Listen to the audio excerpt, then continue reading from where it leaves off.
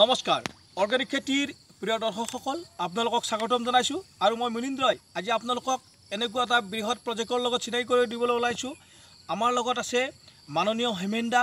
তেখেতে এনেকুৱা এটা বৃহৎ পুখুৰী পাৰত এটা ডাঙৰ প্ৰজেক্ট এটা আৰম্ভ কৰিছে বহুত সাহসেৰে। তেখেতৰ আজি নিশ্চয় প্ৰশংসনীয়। তেখেতে ইমান ধুনীয়া এটা প্ৰজেক্ট আৰম্ভ কৰিবলৈ সক্ষম হৈছে। আহকচোন তেখেতৰ লগত অলপ চিনাকি হৈ লওঁ।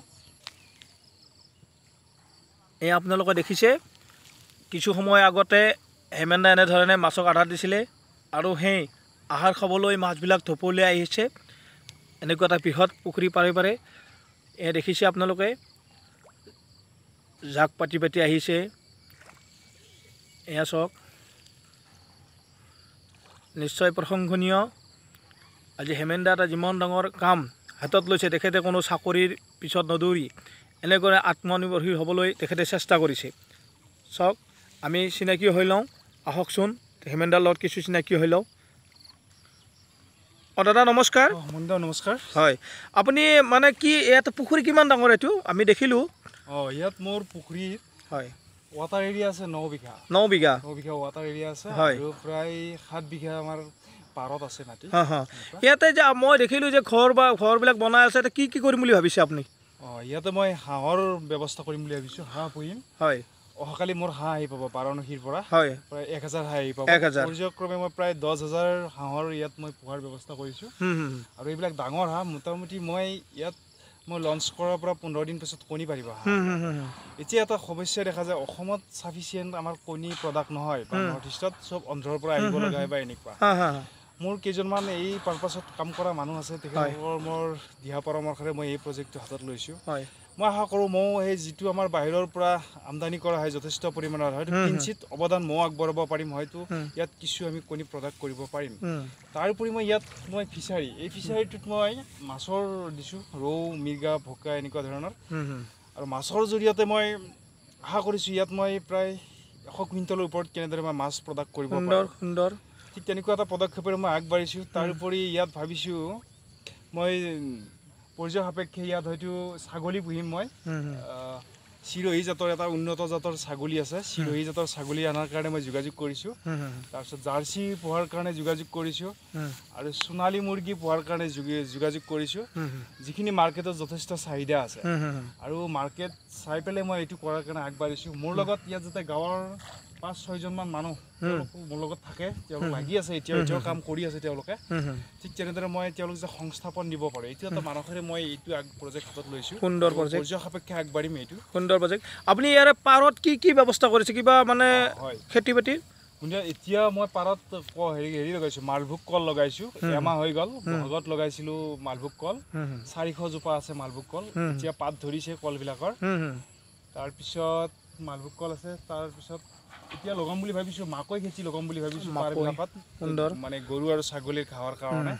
আৰু এইফালে মোৰ হাঁহৰ কাম চলি আছে, এই ঘৰ বনাই আছোঁ ফাৰ্মৰ কাৰণে। মোটামুটি কালিতো 1000 হাঁহ লঞ্চ কৰিবই। পৰ্যায় সাপেক্ষে আৰু ঘৰ ডাঙৰকৈ বনাম বুলি ভাবিছোঁ। যে আহিব এনেকুৱা এটা মানসিকতাৰে আগবাঢ়িছোঁ।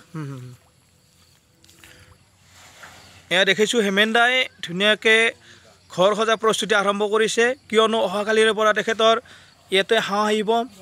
হাঁহৰ লগত তেখেতে মানে আৰম্ভ কৰিব মীন পালন, লগত গো পালন আৰু পাৰে পাৰে বিভিন্ন ধৰণৰ খেতি লগাইছে। এয়া দেখিছোঁ তেখেতৰ ধুনীয়া ধৰণে কাম কৰি আছে, ঘৰৰ কাম।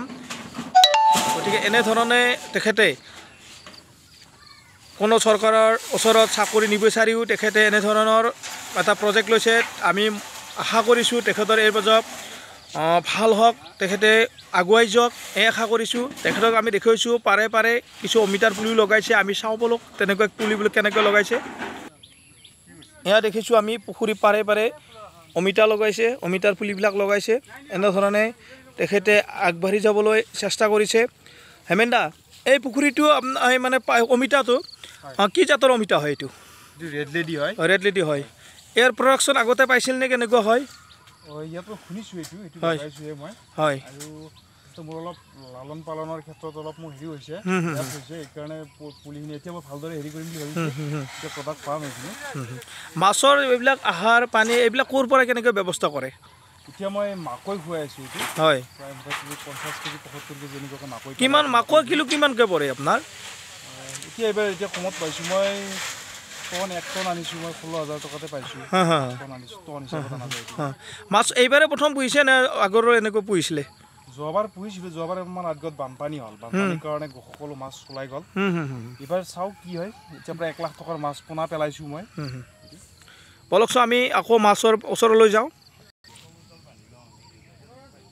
এয়া সুন্দৰকৈ মাছবিলাক আগুৱাই আহিছে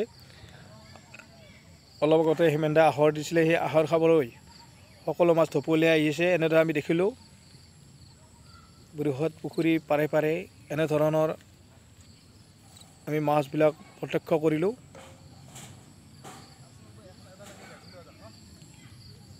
এয়া দেখিছে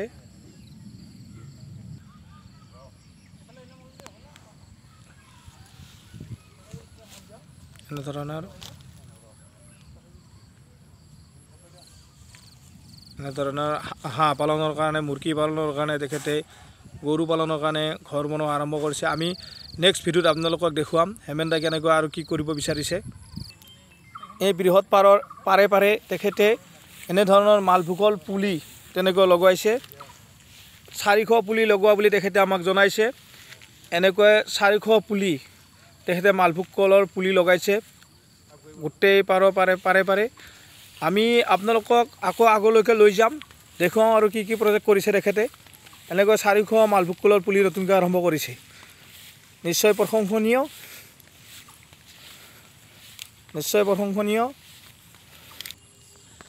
নিশ্চয় আপোনালোকৰ এনেকুৱা এটা প্ৰজেক্ট হেমেন দাৰ নিশ্চয় প্ৰশংসনীয় আপোনালোকক আশীৰ্বাদ কৰিব লগতে মই আশীৰ্বাদ কৰিছোঁ হেমেন দাৰ এনেকুৱা এটা যাত্ৰা সফল হওক হেমেন দা আপোনালোকৰ আশীৰ্বাদ থাকিলে আপুনি ভালদৰে এনেকৈ কৰক